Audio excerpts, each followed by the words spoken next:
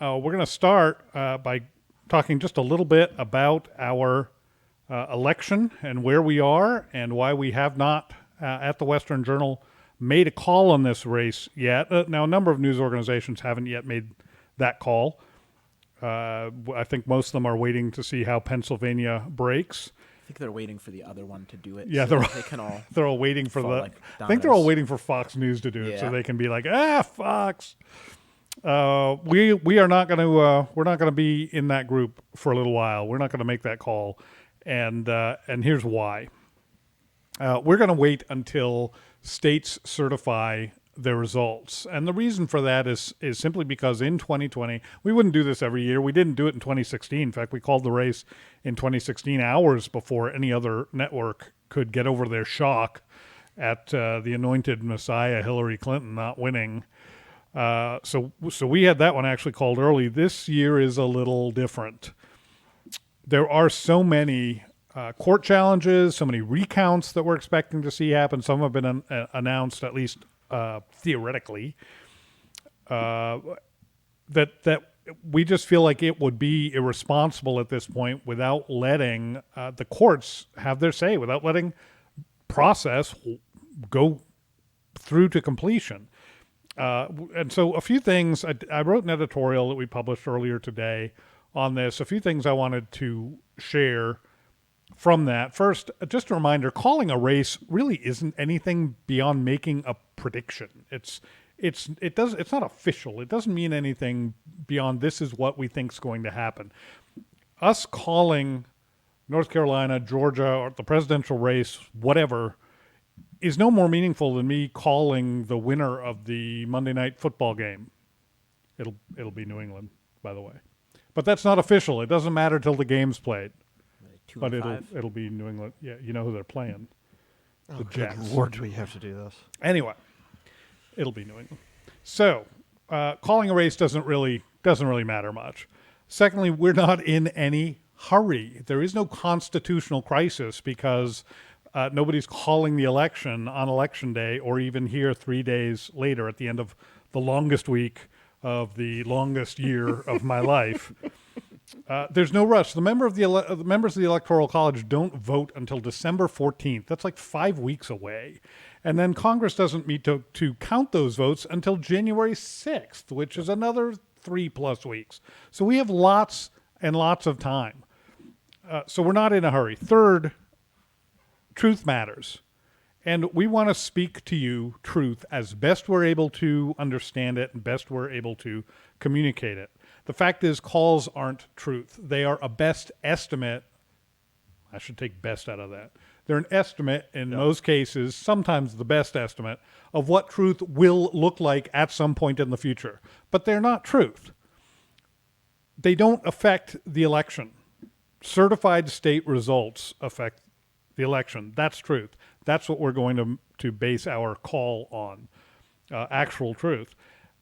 Fourth, I want to state that this is not an attempt to delegitimize the election results, although I am quite certain we are going to be accused of doing just that.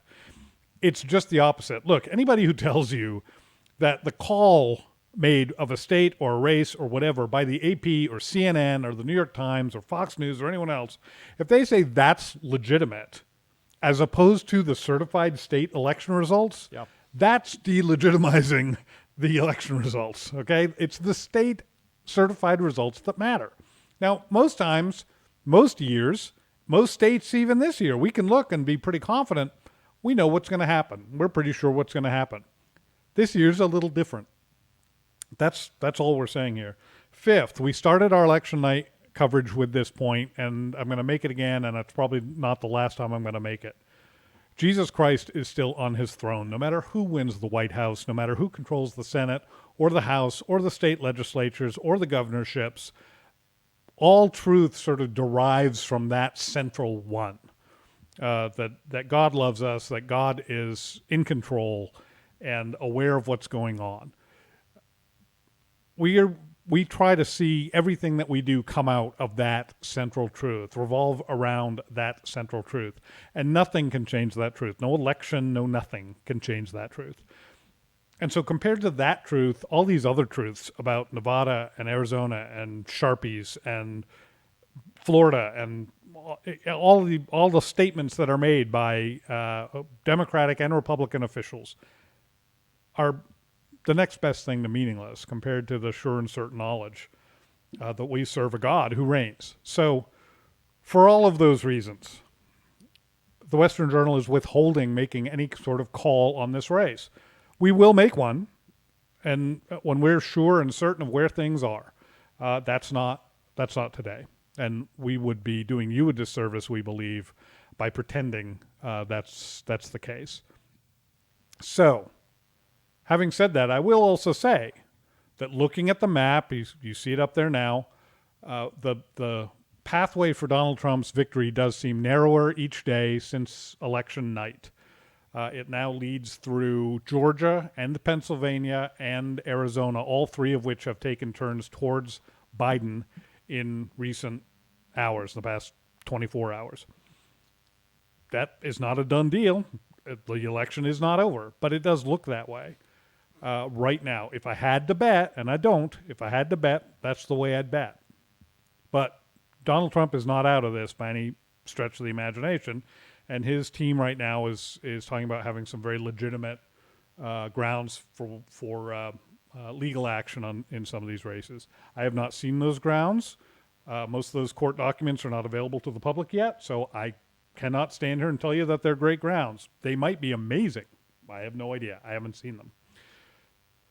But on the assumption that that doesn't work, and what seems to be obvious to us that Biden is on his way to a very, very, very narrow electoral college victory in the 2020 election, what does that mean for us? We're going to talk about a couple of different aspects of that today, but I'm going to say two things that will impact you specifically, or can.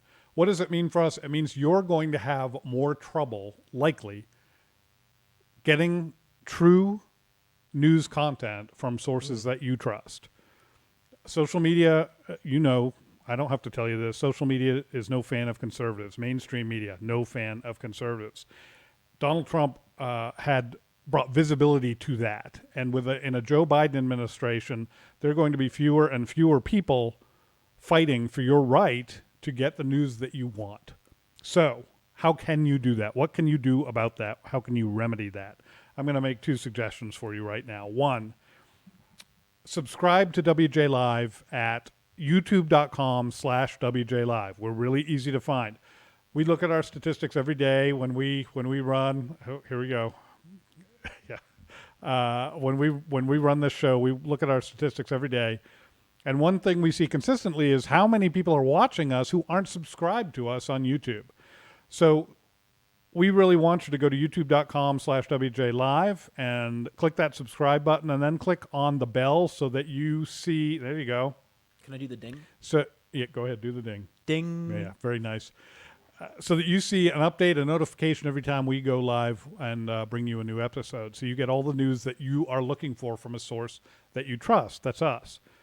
Second thing that you can do that will also help us. Subscribing on YouTube helps us and helps you. This one is the same. Go to westernjournal.com/join and subscribe to the Western Journal. The Western Journal is the publication that we say it powers Western Journal, powers WJ Live. It produces, in essence, WJ Live. Western Journal is a publication that all three of us work for. If you go to westernjournal.com/join, you will see a number of different options for subscriptions there. They will all create for you what will essentially be an ad-free experience or very close to it. Surprisingly, there are actually a few ads that we don't have complete control over, but we do over most of them. So the ones we control, vast majority of them, they go away. You get an ad-free experience. You also support quality journalism, again, from a source that you trust at westernjournal.com/join. So two things you can do. You can do both those things today. youtube.com/WJ Live, click subscribe, and then westernjournal.com/join. Come and become a partner with us to help us bring you quality journalism.